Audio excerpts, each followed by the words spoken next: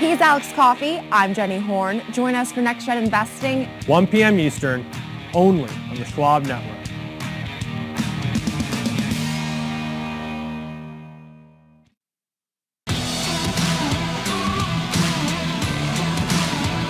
Welcome back to Trading 360.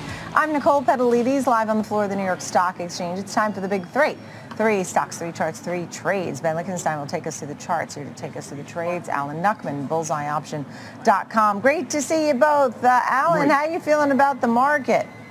I know you're talking about Nvda, but just the big picture. Go ahead, tell me.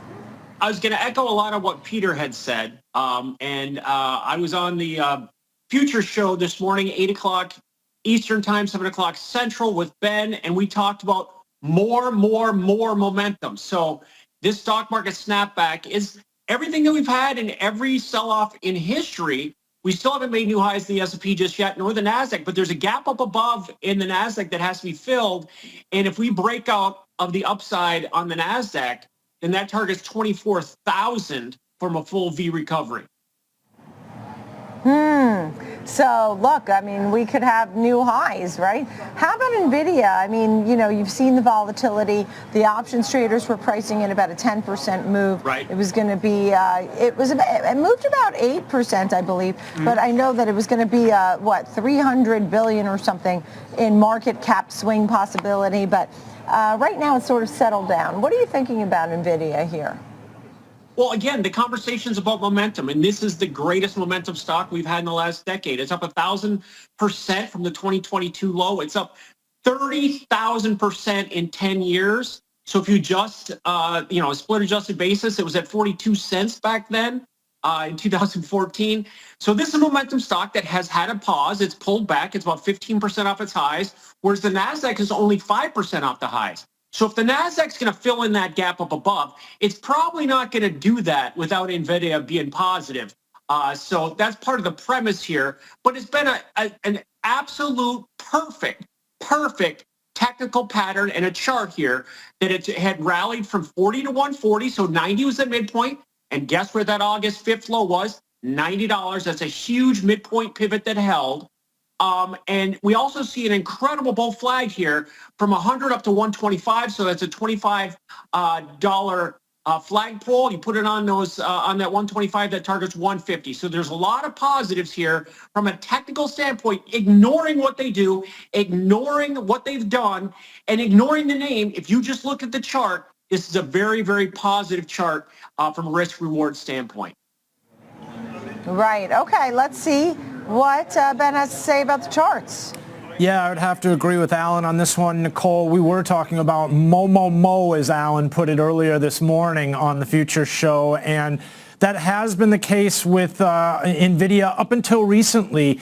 But I think, again, Alan's spot on. If the NASDAQ's going to reclaim those all-time highs, and Nvda is going to be a part of that. Let's take a look at some of the recent price activity, some of the selling we've seen as of recent, the anticipation and lack of real enthusiasm after the quarterly results. You can see that we were kind of in a holding pattern, came off a bit, sideways, contained here throughout the morning session so far. Still a lot of trading day left, but yeah, ended up to be a little bit of a dud in many ways compared to the anticipation, what we were expecting to see. Now, speaking of a dud, recently coming off from that tie, we're talking up around 141, all the way down to those August lows that we saw where we traded down to right around that $90 level. You can see how we're kind of hanging out in the middle of the range. So not a lot of conviction here either, somewhat range bound and contained. Now, the bullish narrative starts to come into play when you step back and you start to look at these longer term charts. Alan was talking about this and some of the strength we've seen here, the build up, the move higher, bottom left, top right, easily identifiable balance that's forming right now. Now, this isn't necessarily what the bulls wanted to see in terms of this pullback, but it did hold above this key $90 level. It was that key area we tested back in August. So we're balancing around 115 right now, well-defined upper extreme. We just looked at that, the highs up around 141 and those August lows that we've identified. I got another chart for you to show you, again, sticking with this longer term and the what's bullish kind of focus here. You got to trying to hold, test, and maybe even bounce off this 50-day moving average. The August low held above the 200. RSI is not really providing a lean one way or the other. I think it's more reflective of that intraday kind of lackluster type price activity, but this is one where the bulls have been rewarded long term, that's for sure. And that August low spent very little time down there. By definition, extremes, that's what you do. You reject them. Yeah, and look, it's interesting because at least one of the analysts has a $90 target. Not as excited about Nvda, but so many of them are talking about current price or seeing the upside. Final thought here, Alan. Well, the way to play, and Nvidia is a little bit more difficult to play because the volatility got so inflated coming into this, this binary earnings event. Now, not much happened, but now the air has come back out of those options. So they're better value today than they were yesterday as a trader.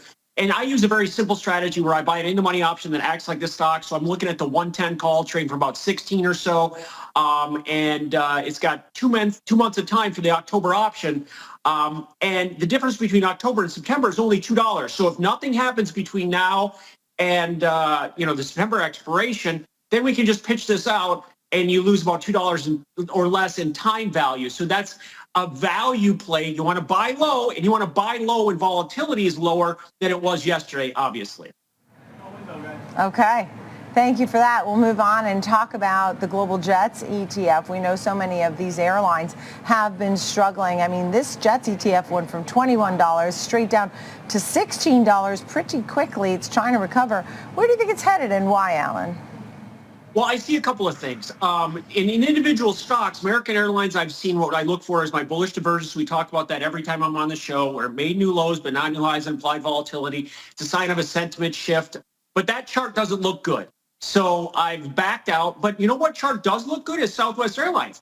That's broken out. We had that on the show here a couple of months ago.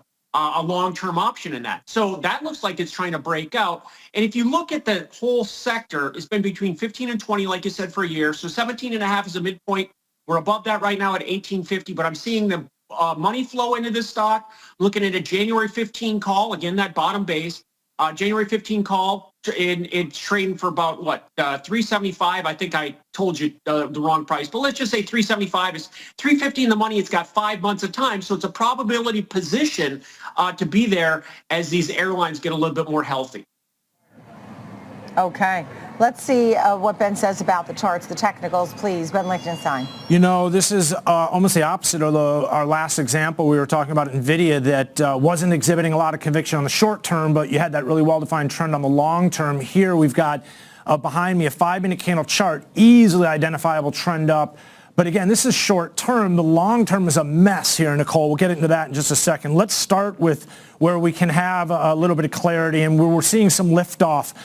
Shares of JETS on the move higher, and you can see gaining altitude, 1725, 1780, and 1830. Now, it doesn't really matter what time frame you're looking at if you're talking about trend, just kind of identifying these two phases of development. It doesn't matter what stock, what futures contract, up or down, options, ETFs. I mean, this approach towards looking at price activity through the lens of auction market theory concepts and principles, again, it applies across all parameters. We're talking about horizontal development into a breakout phase where the market seeks value higher, and then it goes into this consolidation phase where it basically establishes that upper level existence, and then kind of wash, rinse, repeat. I love it when we get this staircase type pattern.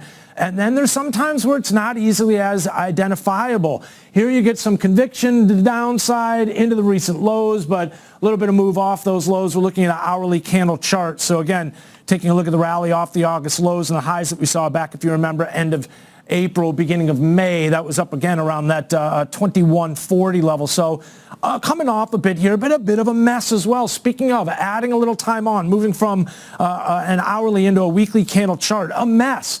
But a little bit of weakness, again, into the lows we saw around 1125. That was the pandemic low, and since then, just not a lot of movement one way or the other. So let's get back into that daily candle chart here. I wanted to just show you because we're kind of teetering below the 50, below the 200-day moving average. RSI not really providing lean one way or the other. But the next big hurdle, 21, that's the area to get up above. But yeah, rejecting the August lows, again, like the broader market, like Nvda. I think that's encouraging for the bulls, but they still have some work to do here, Nicole.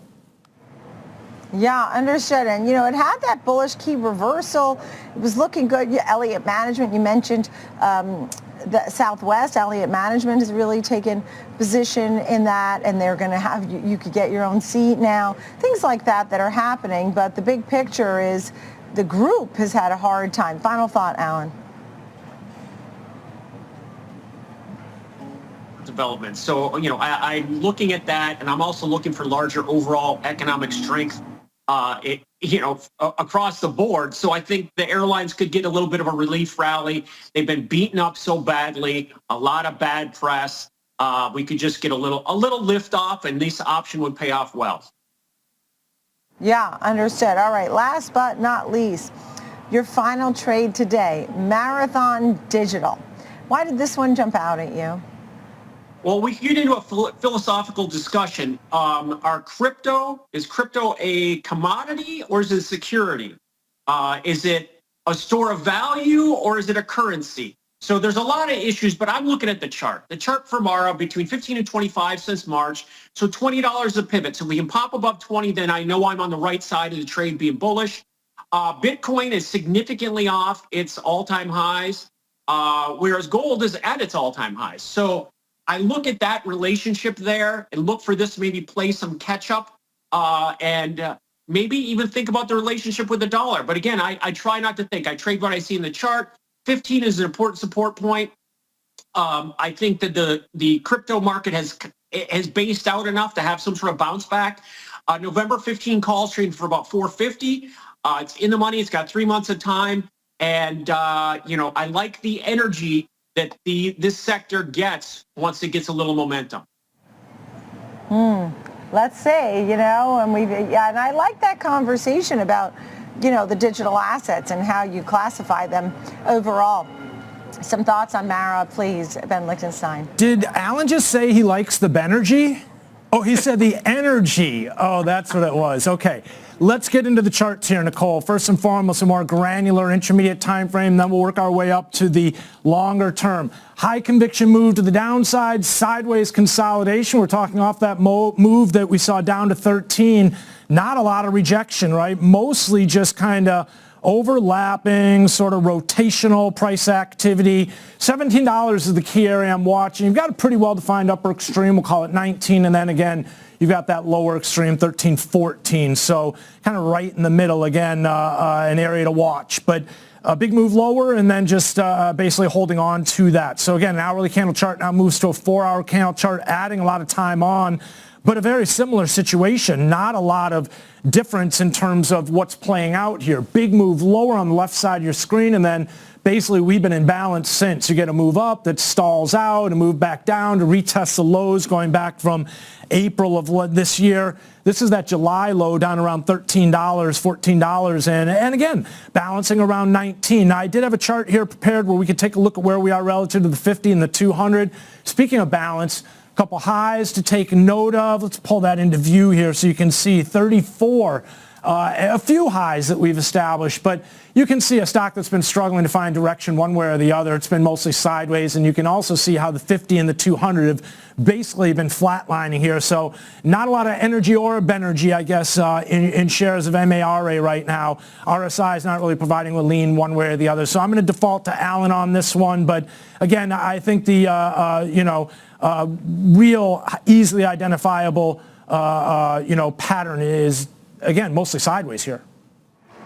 Yeah, we're always counting on the Benergy, no matter what the day is. Alan Nuckman, bullseyeoption.com. Final thought? Just want to remain positive. We had a pullback, like you talked about, that August 5th, but that was the test and reject, and we've been up and away since that time. Some of these stocks have already gotten a little bit heated very quickly, but there's still some more upside. And the indicator that I follow most is the money flow, and the money flow is coming back on the bullish side. And all of these three examples have heavy bullish positioning using options, which is a sign of smart money, which I think it warrants following for sure. Great to see you both. All right, Alan Thank you. Nuckman and Ben Lichtenstein, thank you both very much for the big three today.